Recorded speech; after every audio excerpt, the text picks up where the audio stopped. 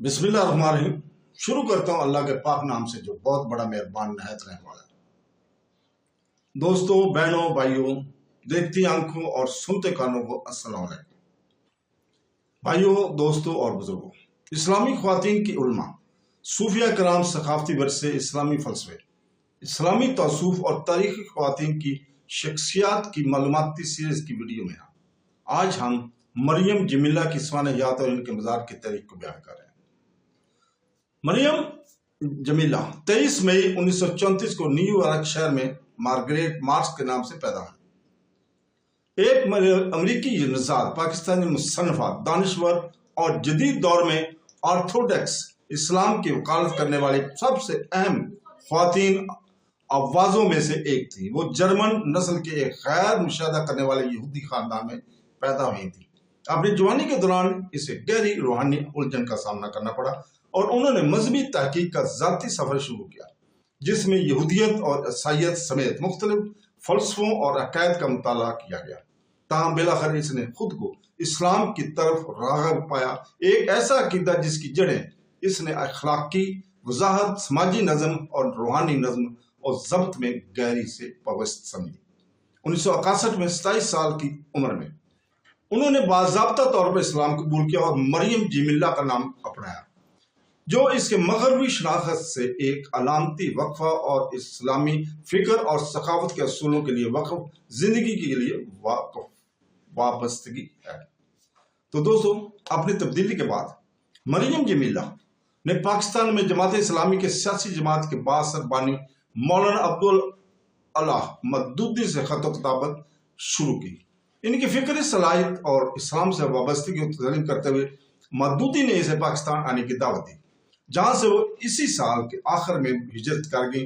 इनके पाकिस्तान आने से न सिर्फ एक मुसलमान के तौर पर बल्कि एक दानिश्वर के तौर पर इस्लामी दुनिया में इनकी नई जिंदगी का आगाज हुआ। लाहौर में वो एक कदामत पसंद इस्लामी घराने का हिस्सा बनेंगे और इन्होंने फौरन बाद उन्होंने जमात इस्लामी के एक ही सीनियर रुकन मोहम्मद यूसुफ खान से शादी कर ली थी।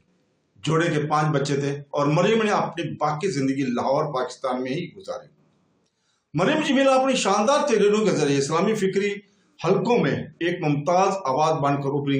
अपनी जिंदगी के दौरान इसने इस्लामी तारीख, फलसफा, सखावत और मगरबी नजरियात के तनकीद पर 30 से ज्यादा किताबें और लामदाद मज़ामीन तसनीफ की।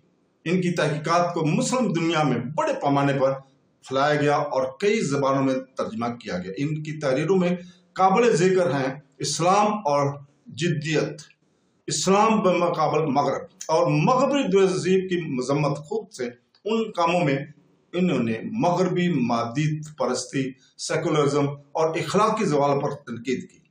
अक्सर इस बात से मुतसादम किया कि वो इस्लामी तहज़ीब की रूहानी गहराई, इखलाकी वजाहत और कम्युनिटी पर मुबनी फितरत थी। इसने दलील दी कि मुसलमानों को मगरब के फितने का मुकाबला करना चाहिए और इसके बजाय वक़ार और आज़ादी हासिल करने के लिए अपनी रवायत, जड़ों और इक़्तिदार को दोबारा दरियाफ्त करना चाहिए। बहुत सी फेमिनिस्ट मुस्लिम मुफक्किरीन के बरक्स जो रवायती इस्लामी असूलों के असर नौ तशरीह या इस्लाह के लिए बहस करते हैं, मरियम जमीला ने ज़्यादा कदामत पसंदाना मौक़िफ़ इख्तियार किया।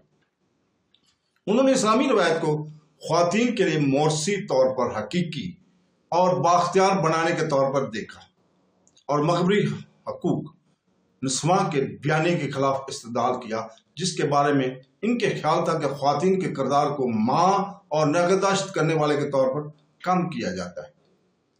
इसने इन्हें इस्लाम में ख्वातीन के वसी तरफ गुफ्तगू में एक मुनफरद और बाज़ औक़ात मुतनाज़ा शख्सियत बना दिया। पर्दा ख्वातीन की पर्दादारी और अलग थलग और रवायती सनफी किरदार के लिए इनकी वकालत इस अकीदे पर मुबनी थी कि इस्लामी असूल ख्वातीन को हकीकी इज्जत और वक़ार पेश करते हैं। इसके बरक्स उन्होंने मगरब में ख्वातीन की आज़ादी की तहरीकों को इस्तिसाली नौइयत को देखा। मरियम जमीला ने अपने बाद के सालों में निस्बतन पुरसकून और निजी जिंदगी गुजारी। ज़्यादातर लाहौर में अपने घर तक महदूद रहीं, फिर भी वो आखिर तक फिक्री तौर पर मुतहर्रिक रहे। इनकी मेरास पूरी दुनिया में मुस्लिम कम्युनिटी में इनकी किताबों की वसी नशरियात के जरिए तश्कील पाती रही। 31 अक्टूबर सन 2012 को मरियम जमीला 78 साल की उम्र में लाहौर ही में इंतकाल कर गई। इनकी वफात से एक अहद का खात्मा हो गया, लेकिन इनकी इल्मी और अदबिया खिदमत इल्मी सतह पर, आलमी सतह पर रवायती इस्लामी मुफक्किरीन और कारीन के लिए अब भी गूंज रही हैं। मरियम जमीला को लाहौर में सुपुर्द खाक किया गया, जिस शहर को उन्होंने 50 साल से अपना मस्कन बनाया हुआ था। अगरचे वो इस्लामी सुन्नतों और सूफिया के रवायती मैनों में शामिल नहीं है, लेकिन इनकी कब्र पर मदाह और स्कॉलर्स आते हैं जो इस्लामी फिक्र में इनकी शराकत को तस्लीम करते हैं, जैसा कि ऑर्थोडॉक्स इस्लाम में रवाज है। वसी मज़ारात के आम तौर पर हौसला शिकनी की जाती है और इसकी आखिरी आरामगाह जिंदगी और मौत में आजिज़ी और सादगी के लिए इनकी वाबस्तगी की अक्कासी करता है। तो दोस्तों, इनकी याद में कोई वसी मकबरा या मज़ार नहीं बनाया गया था और ना ही किसी सियासी या मजहबी तंजीम ने इसे बनाया था। ताहम इनका तहरीरी काम इनकी हकीकी यादगार बनी हुई है। अदब का एक ऐसा अदारा जो सखावती और फिक्री जिंदगी में मगरबी तसल्लुत का मुतबादल तलाश करने के वाले मुसलमानों की नस्लों को तालीम, उकसाने और हौसला अफजाई करता रहता है। तो दोस्तों, इसके साथ ही हम आज आपसे इजाज़त चाहते हैं। कल इंशाअल्लाह ताला इस वक्त फिर हाजिर होंगे और कल हम बनु अमीन की सीरत और इनके मज़ार की तारीख को बयान करें। आखिर में अल्लाह ताला से दुआ करते हैं कि वो हमें कुरान पाक और हदीस नबवी सल्लल्लाहु अलैहि वसल्लम पर अमल करने पर की तौफीक अता फरमाए। आमीन सु आमीन। अल्लाह हाफ़िज़।